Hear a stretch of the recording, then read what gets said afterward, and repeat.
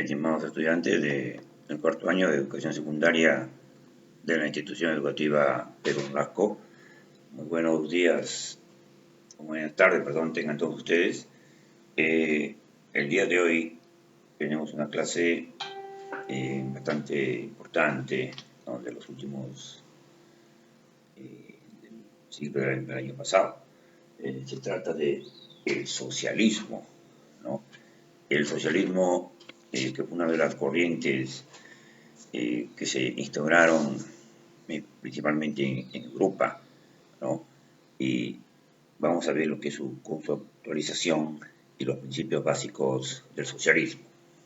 Bien, dentro de la conceptualización socialista, ¿no?, que estuvo muy arraigada sobre todo en la Rusia, ¿no?, dice que el socialismo es la teoría, doctrina o práctica social, ¿no?, que promueve la posesión pública de los medios de producción y un control colectivo y planificado de la economía en pro del interés general de la sociedad, ¿no?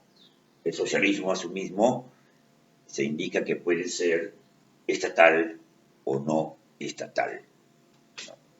Y cuando hablamos del socialismo, podríamos decir que en un sistema socialista, al establecerse la propiedad social, ¿no?, o sea, propiedad colectiva de los medios de producción, desaparece cualquier forma de propiedad privada de los bienes de capital y con esta el capitalismo como forma de apropiación del trabajo asalariado. Hablar de socialismo continúa siendo un término de fuerte impacto político que permanece vinculado con el establecimiento de un orden socioeconómico construido para o en función de una clase trabajadora organizada, originariamente sin un orden económico propio, y para el cual debe crearse uno público, ya sea por vía del Estado o no, ya sea mediante revolución o una evolución social o mediante reformas institucionales con el propósito de construir una sociedad sin clases estratificadas o subordinadas unas a otras, ¿no? Esa última idea, que no era originaria del ideario socialista, sino del comunista, y cuya asociación es deudora del marxismo-leninismo, ¿no? La radicalidad del pensamiento socialista no se refiere tanto a los métodos para lograrlo, sino más bien a los principios que le persiguen, ¿no? Estas acciones socialistas, ¿no?, se han visto vinculadas sobre todo a ideología, digamos así, marxista-leninista, ¿no?, y que los grupos que ansían el poder lo han asimilado para sí, ¿no? El caso peruano, los grupos de izquierda radical, los grupos de izquierda recalcitrante, como se dicen, ¿no?, como el MRTA y Sendero Luminoso, ¿no? Pero bueno, eso para aquellos que tienen pues la ideología, ¿no?, un poco retrasada, podríamos decir así, ¿no?, en que aquellos que no quieren que la democracia sea, ¿no?, el punto de partida del bienestar general. Bien, dentro de los principios básicos del socialismo, ¿no?, dentro de los principios básicos del socialismo, nosotros entendemos que es la socialización de los medios de producción, ¿no?, y que se extiende a una economía política o una ciencia política, etc., ¿no?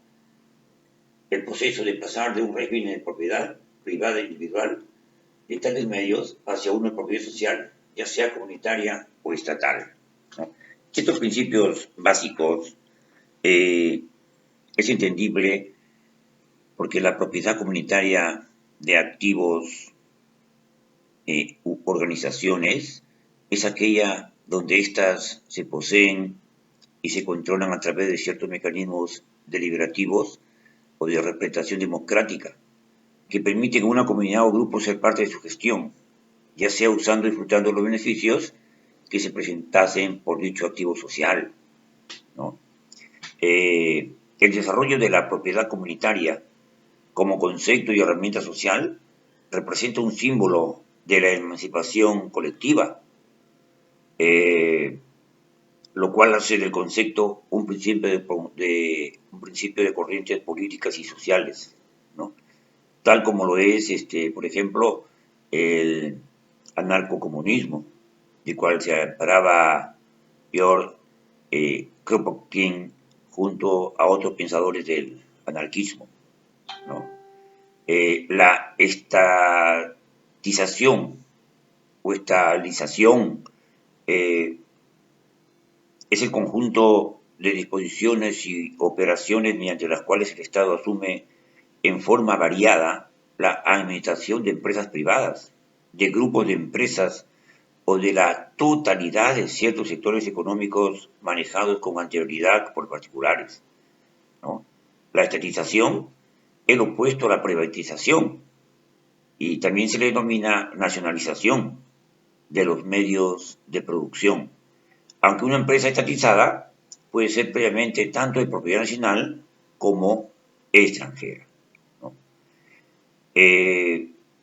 La propuesta de socializar los bienes no se extiende a los bienes de consumo o a pertenencias personales, ni buscar evitar sueldos o ganancias derivadas del esfuerzo personal. Así, por ejemplo, Mahaisky escribe, ¿no? La socialización de los medios de producción no significa otra cosa que la abolición del derecho de propiedad privada y de la gestión privada de las fábricas y de la tierra, ¿no? Con eso queda establecido de que, ¿no?, estatizar o nacionalizar no significa evitar sueldos o ganancias derivadas de tu propio esfuerzo, ¿no?, que es algo pues propio del ser humano. Y dentro del aspecto teórico, o dentro del principio básico del socialismo, la palabra socialismo describe la organización colectiva de la producción y de la distribución, tanto en el consumo como tanto en el consumo permanente y que siga siendo particular, ¿no? En el siglo XIX, un proceso de proliferación masiva por el ascenso del capitalismo industrial. La idea socialista evolucionó como concepto e ideología de economía política, ¿no?, proponiendo un sistema social, económico y político basado en la organización consciente de la producción, ¿no?, de acuerdo a unos fines preestablecidos de contribución al bien general, ¿no? Esta palabra socialismo aparece en 1834 bajo los auspicios de Robert Owen, ¿no?, que describe la organización colectiva de la producción y la distribución en tanto el consumo permanece siendo particular.